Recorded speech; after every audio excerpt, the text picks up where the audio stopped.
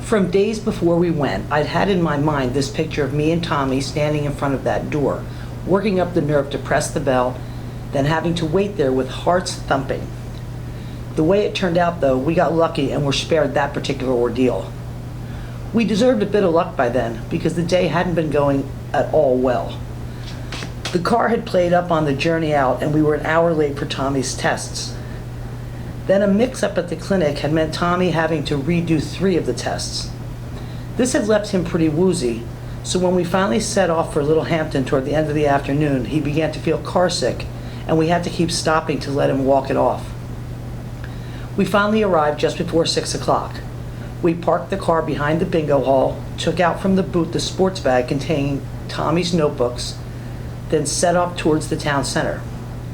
It had been a fine day, and though the shops were all closing, a lot of people were hanging out outside the pubs, talking and drinking. Tommy began to feel better the more we walked, until eventually he remembered how he'd have to miss lunch because of the tests, and declared he'd have to eat before facing what was in front of us. So we were searching for someplace to buy a takeaway sandwich when he suddenly grabbed my arm, so hard I thought he was having some sort of attack. But then he said quietly into my ear, "That's her, Kath. Look," going past the hairdressers. And sure enough, there she was, moving along the opposite pavement, dressed in her neat gray suit, just like the one she'd always worn. We set off after Madam at a reasonable distance, first through the pedestrian precinct, then along the near-deserted High Street. I think we were both reminded of that day we'd followed Ruth's Possible through another town. But this time, things proved far simpler, because pretty soon she'd led us onto that long seafront street. Because the road was completely straight, and because the setting sun was falling on it all the way down to the end, we found we could let Madam get quite a way ahead, till she wasn't much more than a dot, and there'd still be no danger of losing her. In fact, we never even stopped hearing the echo of her heels, and the rhythmic thudding of Tommy's bag against his leg seemed to be kind of an answer. We went on like that for a long time, past the rows of identical houses. Then the houses on the opposite pavement ran out. Areas of flat lawn appeared in their place, and you could see, beyond the lawns, the tops of the beach huts lining the seafront. The water itself wasn't visible, but you could tell it was there just from the big sky and the seagull noises. But the houses on our side continued without a change, and after a while I said to Tommy, "It's not long now. See that bench over there? That's the one I sit on. The house is just over from it." Until I said this, Tommy had been pretty calm, but now something seemed to get into him, and he began to walk much faster, like he wanted to catch up with her. But now there was no one between Madam and us, and as Tommy kept closing the gap, I had to grab his arm to slow him down. I was all the time afraid she'd turn and look at us, but she didn't. And then she was going in through her little gateway.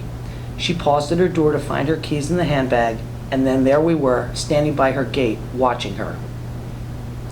She still didn't turn, and I had an idea that she'd been aware of us all along and was deliberately ignoring us. I thought, too, that Tommy was about to shout something to her and that it would be the wrong thing. That was why I called from the gate so quickly and without hesitation. It was only a polite, "Excuse me," but she'd spun round like I'd thrown something at her. And as her gaze fell on us, a chill passed through me, much like the one I'd felt years ago that time we waylaid her outside the main house. Her eyes were as cold, and her face maybe even more severe than I remembered. I don't know if she recognized us at that point, but without doubt she saw and decided in a second what we were, because you could see her stiffen, as if a pair of large spiders was set to crawl toward her. Then something changed in her expression. It didn't become warmer exactly, but that revulsion got put away somewhere, and she studied us carefully, squinting in the setting sun. "Madam," I said, leaning over the gate, "we don't want to shock you or anything, but we were at Hailsham. I'm Kathy, maybe you remember, and this is Tommy. We haven't come to give you any trouble." She came a few steps back toward us. "From Hailsham," she said, and a small smile actually went across her face. "Well, this is a surprise. If you aren't here to give me trouble, then why are you here?" Suddenly Tommy said, "We have to talk to you." "I've brought some things," he raised his bag, "some things you might want for your gallery. We've got to talk with you." Madam went on standing there, hardly moving in the low sun, her head tilted as though listening for some sound from the seafront. Then she smiled again, though the smile didn't seem to be for us, but just herself. "Very well then, come inside, then we'll see what it is you wish to talk about." As we went in, I noticed the front door had colored glass panels, and once Tommy closed it behind us, everything got pretty dark. We were in a hallway so narrow you felt you'd be able to touch the walls on either side just by stretching out your elbows. Madam had stopped in front of us and was standing still, her back to us, again like she was listening. Peering past her, I saw that the hallway, narrow as it was, divided further. To the left was a staircase going upstairs, to the right an even narrower passage leading deeper into the house. Following Madam's example, I listened too, but there was only silence in the house. Then, maybe from somewhere upstairs, there was a faint thump. That small noise seemed to signify something to her because she now turned to us and, pointing into the darkness of the passage, said, "Go in there and wait for me. I'll be down shortly." She began to climb the stairs, then seeing our hesitation, leaned over the banister and pointed again in the dark. "In there," she said, then vanished upstairs. Tommy and I wandered forward and found ourselves in what must have been the front room of the house. It was like a servant of some sort had got the place ready for the nighttime, then left. The curtains were closed and there were dim table lamps switched on. I could smell the old furniture, which was probably Victorian. The fireplace had been sealed off with a board, and where the fire would have been, there was a picture, woven like a tapestry, of a strange owl-like bird staring out at you. Tommy touched my arm and pointed to a framed picture hanging in a corner over a little round table. "It's Hailsham," he whispered. We went up to it, but then I wasn't so sure. I could see it was a pretty nice watercolor, but the table lamp beneath it had a crooked shade covered with cobweb traces, and instead of lighting up the picture, it just put a shine over the murky glass so you could hardly make it out at all. "It's the bit round the back of the duck pond," Tommy said. "What do you mean?" I whispered back. "There's no pond. It's just a bit of countryside." "No, the pond's behind you." Tommy seemed surprisingly irritated. "You must be able to remember. If you're round the back with the pond behind you and you're looking over toward the north playing field." We went silent again because we could hear voices somewhere in the house. It sounded like a man's voice, maybe coming from upstairs. Then we heard what was definitely Madam's voice coming down the stairs saying, "Yes, you're quite right, quite right." We waited for Madam to come in, but her footsteps went past the door into the back of the house. It flashed through my mind she was going to prepare tea and scones and bring it all in on a trolley, but then I decided that was rubbish, that she'd just as likely forgotten about us, and now she suddenly remembered. "Come in and tell us to leave." Then a gruff male voice called something from upstairs, so muffled it might have been 2 floors up. Madam's footsteps came back into the hallway, then she called up, "I've told you what to do, just do as I explained." Tommy and I waited several more minutes, then the wall at the back of the room began to move. I saw almost immediately it wasn't really a wall, but a pair of sliding doors which you could use to section off the front half of what was otherwise one long room. Madam had rolled back the doors just part of the way, and she was now standing there staring at us. I tried to see past her, but it was just darkness. I thought maybe she was waiting for us to explain why we were there, but in the end she said, "You told me you were Kathy and Tommy, am I correct? And you were at Hailsham how long ago?"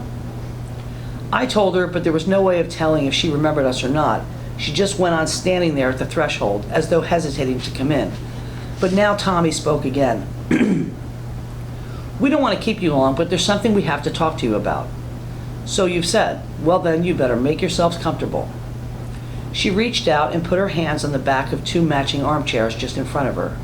There was something odd about her manner, like she hadn't really invited us to sit down. I felt that if we did as she was suggesting and sat on those chairs, she'd just go on standing behind us, not even taking her hands away from the backs. But when we made a move toward her, she too came forward and, perhaps I imagined it, tucked her shoulders in tightly as she passed between us. When we turned to sit down, she was over by the windows in front of the heavy velvet curtains, holding us in a glare like we were in a class and she was a teacher. At least, that's the way it looked to me at that moment. Tommy, afterwards, said he thought she was about to burst into song and that those curtains behind her would open, and instead of the street and the flat, grassy expanse leading to the seafront, there'd be this big stage set like the ones we'd had at Hailsham, with even a chorus line to back her up. It was funny when he said that, and I could see her again then, hands clasped, elbows out, sure enough like she was getting ready to sing. But I doubt if Tommy was really thinking anything like that at the time.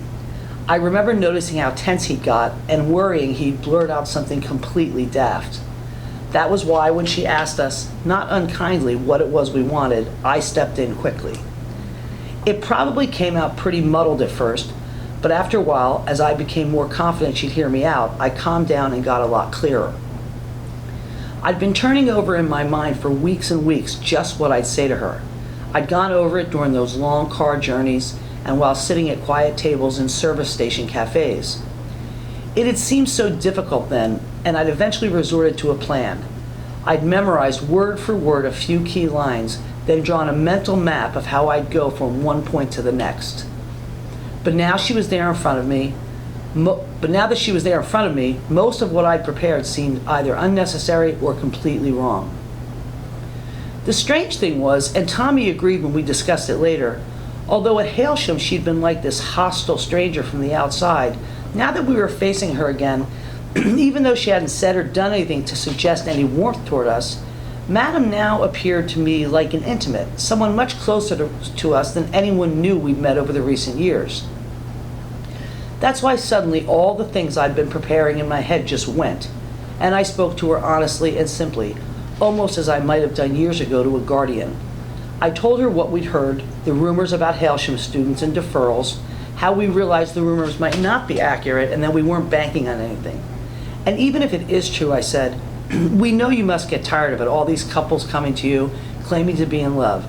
Tommy and me, we never would have come and bothered you if we weren't really sure. Sure? It was the first time she'd spoken for ages, and we both jolted back a bit in surprise. You say you're sure? Sure that you're in love? How can you know it? You think love is that simple? So you are in love, deeply in love. Is that what you're saying to me? Her voice sounded almost sarcastic, but then I saw with a kind of shock, little tears in her eyes as she looked from one to the other of us. You believe this, that you're deeply in love, and therefore you've come to me for this deferral? Why? Why did you come to me? If she'd asked this in a certain way, like the whole idea was completely crazy, then I'm sure I'd have felt pretty devastated. But she hadn't quite said it like that. She'd asked it almost like it was a test question she knew the answer to, as if even she'd taken other couples through an identical routine many times before. That was what kept me hopeful. But Tommy must have got anxious because he suddenly burst in. We came to see you because of your gallery. We think we know what the gallery's for. My gallery? She leaned back on the window ledge, causing the curtains to sway behind her, and took a slow breath. My gallery. You must mean my collection. All those paintings, poems, all those things of yours I gathered over the years. It was hard work for me, but I believed in it. We all did in those days. So you think we know what it was for? So you think you know what it was for, why we did it? Well, that would be most interesting to hear, because I have to say it's a question I ask myself all the time. She suddenly switched her gaze from Tommy to me. Do I go too far, she asked. I didn't know what to say, so just said, no. I go too far, she said. I'm sorry. I often go too far on this subject. Forget what I said. Young man, you were going to tell me about my gallery. Please let me hear. It's so you could tell, Tommy said. So you'd have something to go on. Otherwise, how would you know when students came to you and said they were in love? Madam's gaze had drifted over to me again, but I had the feeling she was staring at something on my arm. I actually looked down to see if there was bird shit or something on my sleeve. Then I heard her say, and this is why you think I gathered all those things of yours. My gallery, as all of you always called it. I laughed when I first heard that's what you were calling it, but in time I too came to think of it as that, my gallery. Now why, young man? Explain it to me. Why would my gallery help in telling which of you were really in love? Because it would help show you what we were like, Tommy said, because of course, Madam cut in, your art will reveal your inner selves. That's it, isn't it? Because your art will display your souls. Then suddenly she turned to me again and said, I go too far? She'd said this before, and I again had the impression she was staring at a spot on my sleeve. But by this point, a faint suspicion I'd have ever since the first time she'd asked I go too far had started to grow. I looked at Madam carefully, but she seemed to sense my scrutiny, and she turned back to Tommy. All right, she said, let us continue. What was it you were telling me? The trouble is, Tommy said, I was a bit mixed up in those days. You were saying something about your art, how art bears the soul of the artist. Well, Tommy persisted. What I'm trying to say is that I was so mixed up in those days, I didn't really do any art. I didn't do anything. I know now I should have done, but I was mixed up, so you haven't got anything of mine in your gallery. I know that's my fault, and I know it's probably way too late, but I've brought some things with me now. He raised his bag, then began to unzip it. Some of it was done recently, but some of it's from quite a long time ago. You should have Kath's stuff already. She got plenty in the gallery. Didn't you, Kathy? For a moment, they were both looking at me. Then Madam said, barely audible, ugh, poor creatures, what did we do to you? With all our schemes and plans. She let that hang, and I thought I could see tears in her eyes again. Then she turned to me and asked, do we continue with this talk? Do you wish to go on? It was when she said this that the vague idea I'd had before became something more substantial. Do I go too far, and now do we continue? I realized with a little chill that these questions had never been for me or for Tommy, but for someone else. Someone listening behind us in the darkened half of the room. I turned around quite slowly and looked into the darkness. I couldn't see anything, but I heard a sound, a mechanical one, surprisingly far away. The house seemed to go much farther back into the dark than I guessed. Then I could make out a shape moving toward us, and a woman's voice said, Yes, Marie-Claude, let us carry on. I was still looking into the darkness when I heard Madame let out a kind of snort, and she came striding past us and on into the dark. Then there were more mechanical sounds, and Madame emerged pushing a figure in a wheelchair. She passed between us again, and for a moment longer, because Madame's back was blocking the view, I couldn't see the person in the wheelchair. But then Madame steered it around to face us and said, You speak to them. It's you they've come to speak to. Yes, I suppose it is. The figure in the wheelchair was frail and contorted, and it was the voice more than anything that helped me recognize her. Miss Emily, Tommy said quite softly. You speak to them, Madame said, as though washing her hands of everything. But she remained standing behind the wheelchair, her eyes blazing towards us. Marie-Claude is correct, Miss Emily said. I'm the one to whom you should be speaking. Marie-Claude worked hard for our project, and the way it all ended has left her feeling somewhat disillusioned.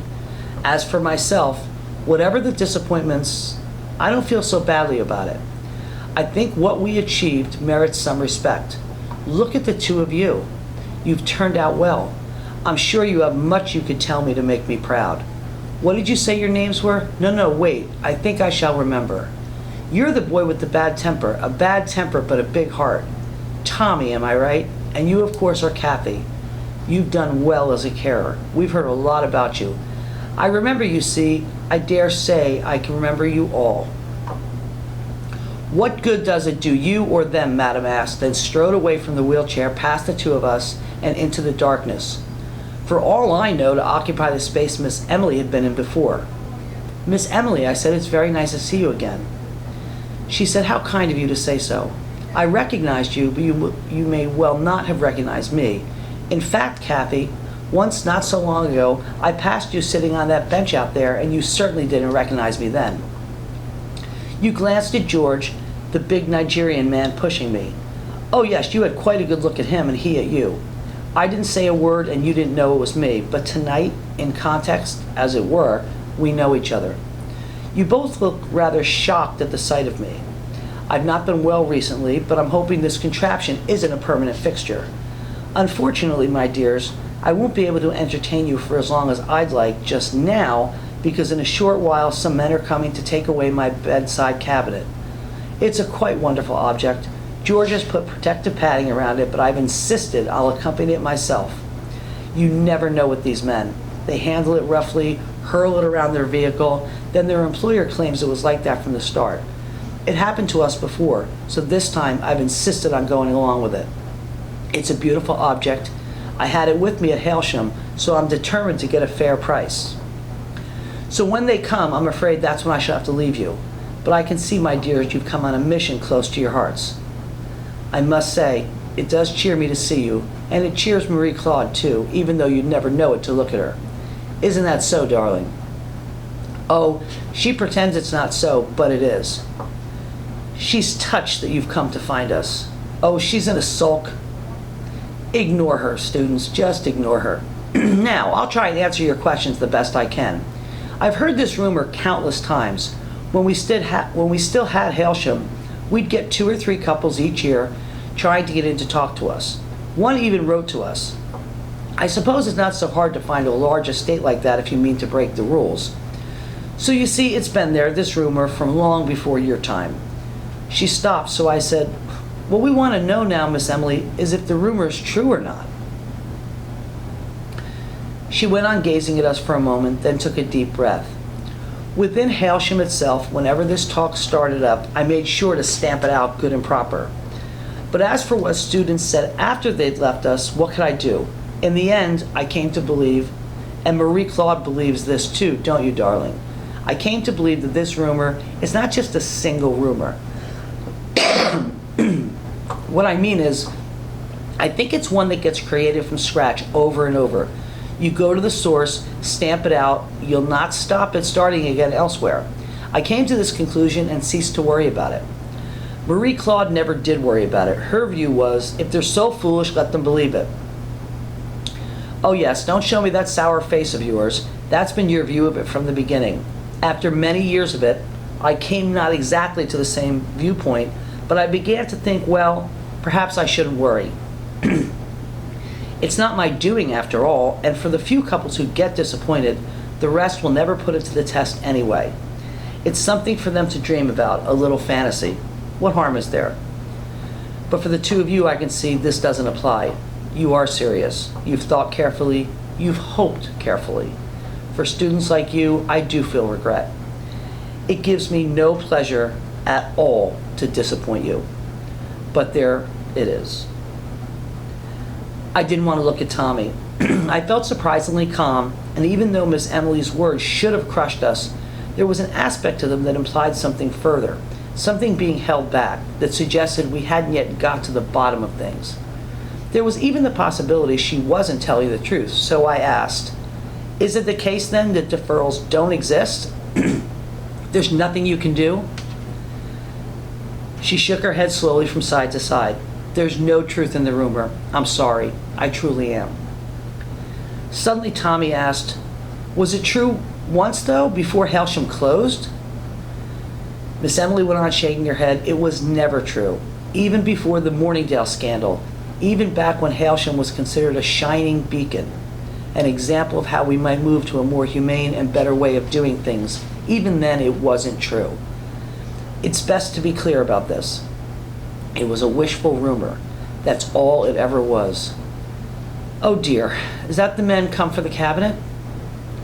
The doorbell had gone and footsteps came down the stairs to answer it. There were men's voices out in the narrow hall, and Madam came out of the darkness behind us, crossed the room, and went out. Miss Emily leaned forward in the wheelchair, listening intently. Then she said, it's not them. It's that awful man from the decorating company again. Marie Claude will see to it.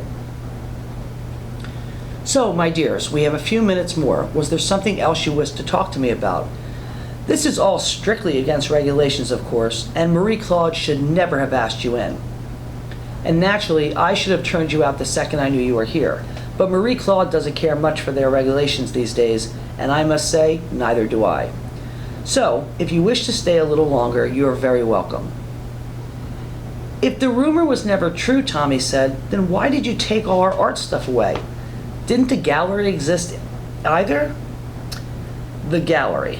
Well, that rumor did have some truth to it. There was a gallery, and after a fashion, there still is. These days, it's here, in this house. I had to prune it down, which I regret, but there wasn't room for all of it in here. But why did we take your work away? That's what you're asking, isn't it? Not just that, I said quietly. Why did we do all of that work in the first place? Why train us, encourage us, make us produce all of that? If we're just going to give donations anyway, then die, why all these lessons? Why all these books and discussions? Why Hailsham at all? Madam had said this from the hallway. She came past us again and back into the darkened section of the room. It's a good question for you to ask.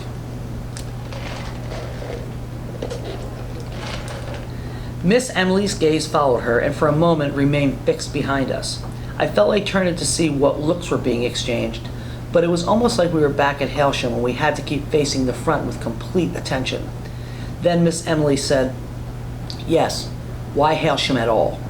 Marie Claude likes to ask that a lot these days, but not so long ago, before the Morningdale scandal, she wouldn't have dreamt of asking a question like that. It wouldn't have entered her head. You know that's right. Don't look at me like that. There was only one person in those days who would ask a question like that, and that was me. Long before Morningdale, right from the very beginning, I asked that. And that made it easy for the rest of them, Marie Claude. All the rest of them, they could all carry on without a care. All you students, too. I did all the worrying and questioning for the lot of you. And as long as I was steadfast, then no doubts ever crossed your minds, any of you. But you asked your questions, dear boy. Let's answer the simplest one, and perhaps it will answer all the rest. Why did we take your artwork? Why did we do that? You said an interesting thing earlier, Tommy. When you were discussing this with Marie Claude, you said it was because your art would reveal what you were like. What you were like inside. That's what you said, wasn't it? Well, you weren't far wrong about that. We took away your art because we thought it would reveal your souls. Or to put it more finely, we did it to prove you had souls at all. She paused, and Tommy and I exchanged glances for the first time in ages. Then I asked, "Why did you have to prove a thing like that, Miss Emily? Did someone think we didn't have souls?" A thin smile appeared on her face. "It's touching, Kathy, to see you so taken aback. It demonstrates, in a way, that we did our job well. As you say, why would anyone doubt you had a soul? But I have to tell you, my dear, it wasn't something commonly held when we first set out all those years ago. And though we've come a long way since then, it's still not a notion universally held, even today. You Hailsham students, even after you've been out in the world like this, you still don't know the half of it. All around the country, at this very moment, there are students being reared in deplorable conditions, conditions you Hailsham students could hardly imagine. And now we're no more, things will only get worse." She paused again, and for a moment she seemed to be inspecting us carefully through narrowed eyes. Finally, she went on. "Whatever else, we at least saw to it that all of you at our care, you grew up in wonderful surroundings. And we saw to it, too, after you left us, you were kept away from the worst of those horrors. We were able to do that much for you at least. But this dream of yours, this dream of being able to defer, such a thing would always have been beyond us to grant, even at the height of our influence. I'm sorry, I can see what I'm saying won't be welcome to you, but you mustn't be dejected. I hope you can appreciate how much we were able to secure for you. Look at you both now. You've had good lives. You're educated and cultured. I'm sorry we couldn't secure more for you than we did, but you must realize how much worse things once were. When Marie Claude and I started out, there were no places like Hailsham in existence. We were the first, along with Glenmorgan House. Then a few years later came the Saunders Trust. Together we became a small but very vocal movement, and we challenged the entire way the donations program was being run. Most importantly, we demonstrated to the world that if students were reared in humane, cultivated environments, it was possible for them to grow to be as sensitive and intelligent as any ordinary human being. Before that, all clones, or students as we prefer to call you, existed only to supply medical science. In the early days after the war, that's largely all you were to most people. Shadowy objects in test tubes, Wouldn't you agree, Marie Claude? She's being very quiet. Usually you can't get her to shut up on this subject. Your presence, my dears, appears to have tied her tongue. Very well. So to answer your question, Tommy, that was why we collected your art. We selected the best of it and put on special exhibitions. In the late 70s, at the height of our influence, we were organizing large events all around the country. There'd be cabinet ministers, bishops, all sorts of famous people coming to attend. There were speeches, large funds pledged. There, look, we could say, look at this art. How dare you claim these children are anything less than fully human? Oh yes, there was a lot of support for our movement back then. The tide was with us. For the next few minutes, Miss Emily went on reminiscing about different events from those days, mentioning a lot of people whose names meant nothing to us. In fact, for a moment, it was almost like we were listening to her again at one of her morning assemblies as she drifted off on tangents none of us could follow. She seemed to enjoy herself, though, and a gentle smile settled around her eyes. Then suddenly she came out of it and said in a new tone, "But we never quite lost touch with reality, did we, Marie Claude? Not like our colleagues at the Saunders Trust. Even during the best of times, we always knew what a difficult battle we were engaged in." And sure enough, the Morningdale business came along, then one or two other things, and before we knew it, all our hard work had come undone. "But what I don't understand," I said, "is why people would want students treated so badly in the first place." From your perspective today, Kathy, your bemusement is perfectly reasonable, but you must try and see it historically. After the war in the early 50s, when the great breakthroughs in science followed one after the other so rapidly, there wasn't time to take stock, to ask the sensible questions. Suddenly, there were all these new possibilities laid before us, all these ways to cure so many previously incurable conditions. This was what the world noticed the most, wanted the most, and for a long time, people preferred to believe these organs appeared from nowhere, or at most that they grew in a kind of a vacuum. Yes, there were arguments, but by the time people became concerned about students, by the time they came to consider just how you were reared, whether you should have been brought into existence at all, well, by then it was too late. There was no way to reverse the process. How can you ask a world that has come to regard cancer as curable, how can you ask such a world to put away that cure, to go back to the dark days? There was no going back. However uncomfortable people were about your existence, their overwhelming concern was that their own children, their spouses, their parents, their friends did not die from cancer, motor neuron disease, heart disease. So, for a long time, you were kept in the shadows. And people did their best not to think about you. And if they did, they tried to convince themselves you weren't really like us, that you were less than human, so it didn't matter. And that was how things stood until our little movement came along. But do you see what we were up against? We were virtually attempting to square the circle. Here was the world requiring students to donate. While that remained the case, there would always be a barrier against seeing you as properly human. Well, we fought that battle for many years, and what we won for you at least were many improvements, though of course you were only a select few. But then came the Morningdale scandal, the other things, and before we knew it, the climate had quite changed. No one wanted to be seen supporting us anymore, and our little movement, Hailsham, Glen Morgan, the Saunders Trust, we were all of us swept away. "What was this Morningdale scandal you keep mentioning, Miss Emily?" I asked. "You'll have to tell us because we don't know about it." "Well, I suppose there's no reason why you should. It was never such a large matter in the wider world. It concerned a scientist called James Morningdale, quite talented in his way. He carried on his work in a remote part of Scotland, where I suppose he thought he'd attract less attention. What he wanted was to offer people the possibility of having children with enhanced characteristics, superior intelligence, superior athleticism, that sort of thing. Of course, there had been others with similar ambitions, but this Morningdale fellow, he'd taken his research much further than anyone before him, far beyond legal boundaries. Well, he was discovered, they put an end to his work, and that seemed to be that, except of course it wasn't, not for us.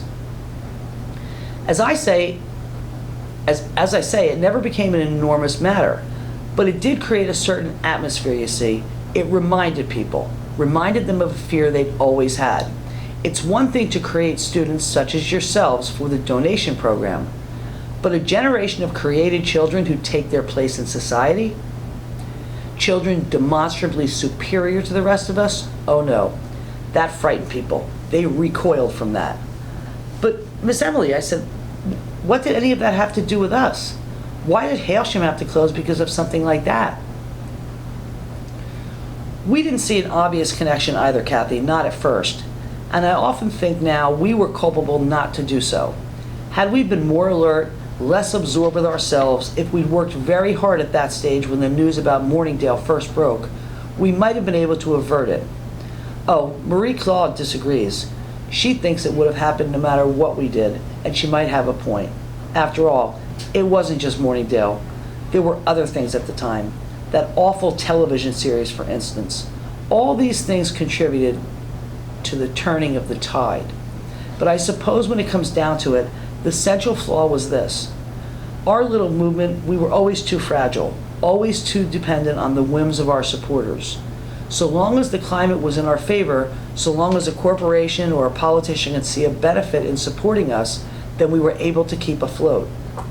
But it had always been a struggle, and after Morningdale, after the climate changed, we had no chance.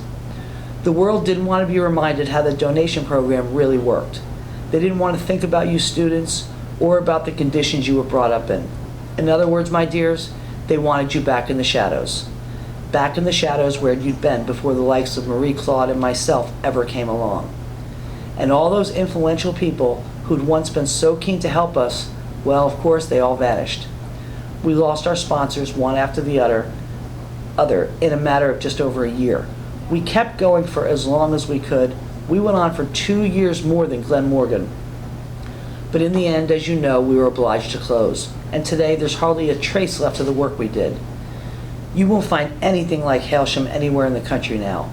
All you'll find, as ever, are those vast government homes. And even if they're somewhat better than they once were, let me tell you, my dears, you'd not sleep for days if you saw what still goes on in some of those places. And as for Marie Claude and me, here we are. We've retreated to this house, and upstairs we have a mountain of your work. That's what we have to remind us of what we did. And a mountain of debt, too, though that's not nearly so welcome. And the memories, I suppose, of all of you. And the knowledge that we've given you better lives than you would have had otherwise. Don't try and ask them to thank you, Madame's voice said from behind us. Why should they be grateful? They came here looking for something much more. What we gave them all those years, all the fighting we did on their behalf. What do they know of that? They think it's God-given. Until they came here, they knew nothing of it. All they feel now is disappointment because we haven't given them everything possible. Nobody spoke for a while. Then there was a noise outside and the doorbell rang again. Madame came out of the darkness and went out into the hall. This time it must be the men, Miss Emily said. I shall have to get ready, but you can stay a little longer. The men have to bring the thing down 2 flights of stairs. Marie Claude will see they don't damage it. Tommy and I couldn't believe this was the end of it. Neither of us stood up, and anyway, there was no sign of anyone helping Miss Emily out of her wheelchair.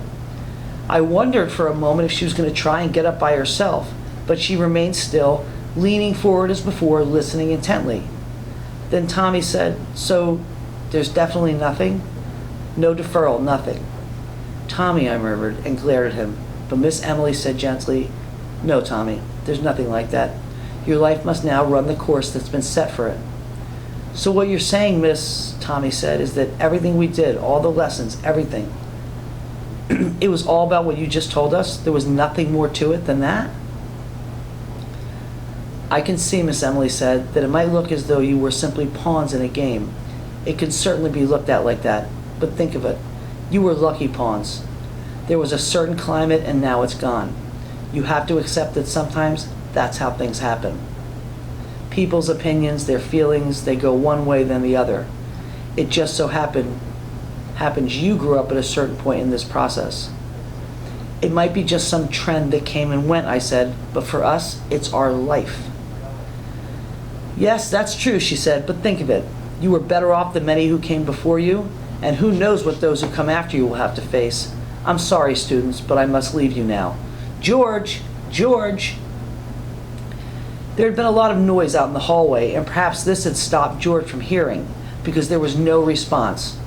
Tommy asked suddenly, "Wait, is that why Miss Lucy left?"